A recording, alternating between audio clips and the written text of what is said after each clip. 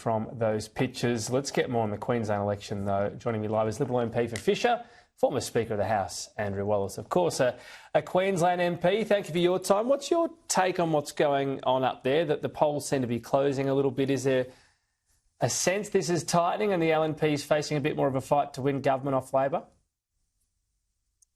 Well, Tom, we know that 600,000 people have voted just in pre-poll, and we've had over 600,000 applications for postal votes that have been processed. So I think people are getting out and trying to get in before election day, and that's a good thing.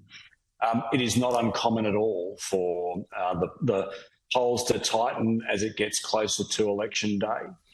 So, I don't think we should be reading too much into that. I think people are well and truly, though, sick and tired of this state Labor government. They've been in power for 30 out of 35 years, I think it is. They are well and truly had enough. Look, Stephen Miles, I was listening to his press conference just then. This is a guy who will do and say anything to try and hang on to the reins of power. We saw just a week or so ago him promising free lunches for all schools without having any idea about how that would possibly be managed. They'll do anything, they'll say anything, he'll offer any amount of money. It doesn't matter what they will do. But I think Queenslanders have had enough. I've said this for many months now, that Queenslanders have had enough.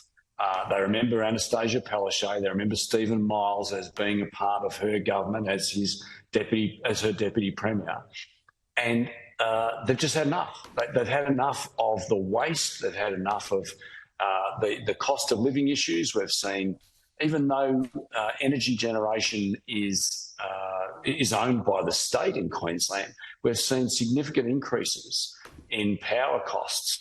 Well, we were told that this government would keep their power prices low, and we've seen anything but in Queensland.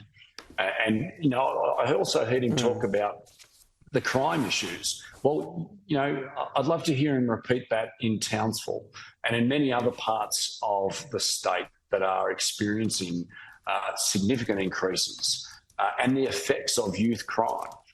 You can't just stick your head in the sand and say this isn't happening, and that's exactly what the Premier has been doing.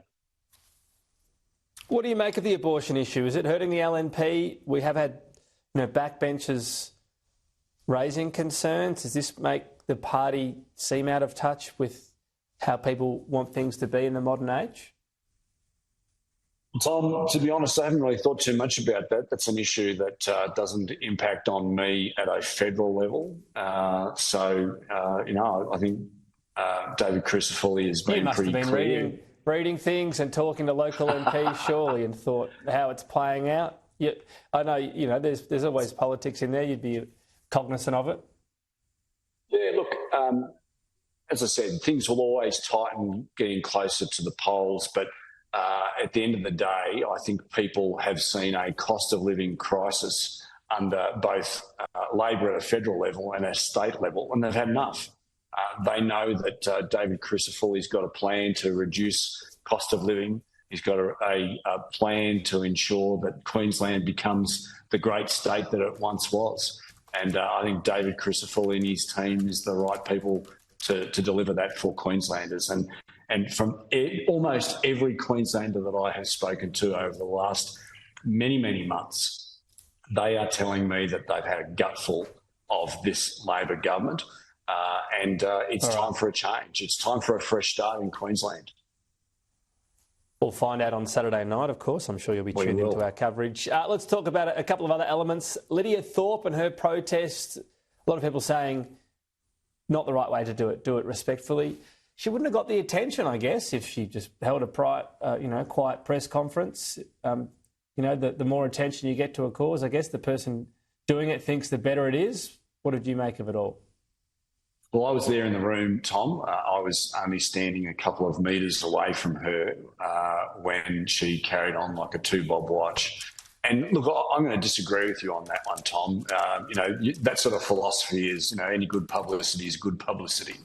But, we've seen Indigenous groups coming out, individuals coming out and condemning her actions yesterday.